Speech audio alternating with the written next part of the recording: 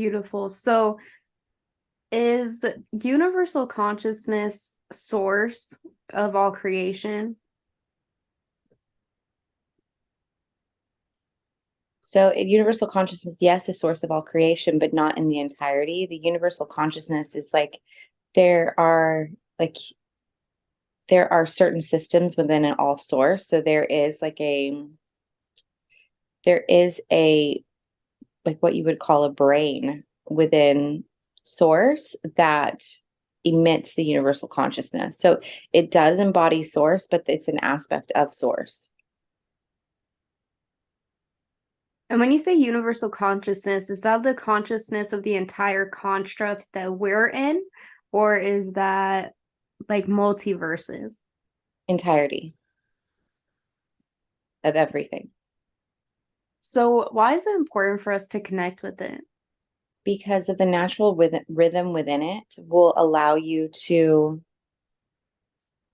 unlock the what you would do with manifesting and how you talk about manifesting and unlocking the highest timeline, the universal consciousness. When you become of that rhythm and imbalance within self and sync within the universal consciousness, all that you wish to and access can be accessed from that point.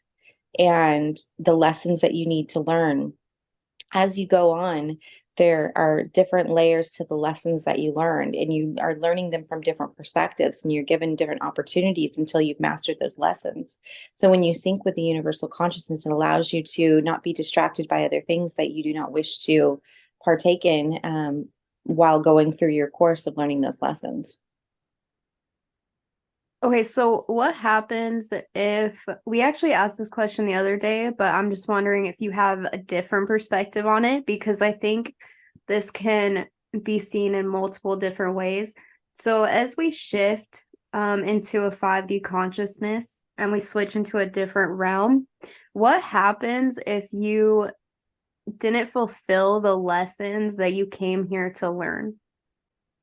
There can be different options, is what happens. If you're done with the lesson, you can be done with the lesson. But if you are wanting to still continue the lesson, you'll learn the lesson from a different perspective. So, what we were showing to Carrie the other day, because she had a question about unconditional love and why war would exist in the higher dimensions. And what we were showing her that because war exists and these patterns exist because they are learning them from a different perspective. They are learning how to navigate those things with different laws that they want to navigate through as far as different obstacles that they are navigating through, and they want to see these lessons from the higher perspective because it's just a different perspective of self, of source, that they're learning these experiences. And so when you go on, you may learn the same theme of the experience, not the exact same way you would experience it here on a lower dimension, but you now would be experiencing it from a higher dimension and just having another opportunity to see a different aspect of that experience. Okay, so if we come into a life and we want to learn a specific lesson, but say we decide that we like, let's say we work a couple lifetimes on it, but we don't actually learn it. Are we able to make the conscious choice to be like, maybe I'll come back to this lesson later, or do we really have to recycle over and over until that lesson is learned? You do not have to. You could at any point meet with your teams and alter the contract, which is fine. You'll just be going into different lessons, but at some point, your soul is going to want to master those lessons. It's just a natural driving force of the soul. And so you're not going to see it as from a dense place as what you're experiencing it right now. When you go to that higher point, it's almost like the perspective of a happy challenge, like you're being challenged and you're ready for it. Your soul wants it for evolution. The ultimate goal of the divine is to be reunited with the divine and to work your way up to understanding all aspects of self. And so you naturally have this innate need and drive and want and desire and all of those things to be reunited with the divine. But you can't do that until all aspects of self have been explored. And so all these experiences are needed. So it's going to be either you or a different spark of the divine. And it's that needs to experience these things, but why your soul naturally wants that challenge. So one of the main questions that clients always bring me if when they do a quantum healing session is they ask about their life purpose, but then they ask about are there any is there anything in my soul contract that can be cut or that is no longer serving me? So do we have things in our soul contract that is no longer serving us, or is everything in our contract perceived for our highest and greatest good? Everything is perceived for the highest and greatest good, but there is energy of old experiences that does get blocked within different energy fields within the chakras that can get clogged in a way. So the experience could be actually learnt and understood, but because that chakra system where that energy was being stored is not functioning to its highest priority or its highest ability, that it is now holding that energy. So when you ask for that experience to be released that no longer serves them, is that we're going in and we're helping release some of that energy, that's stuck energy that's there. And it's not necessarily that it's not, they've learned the lesson, but the energy is just stuck because the chakra system is not aligned and in balance and working the way it's supposed to be doing. And also, there can be stuff that is not in your life contract, but with your free will that you have chosen to then divert and become a part of.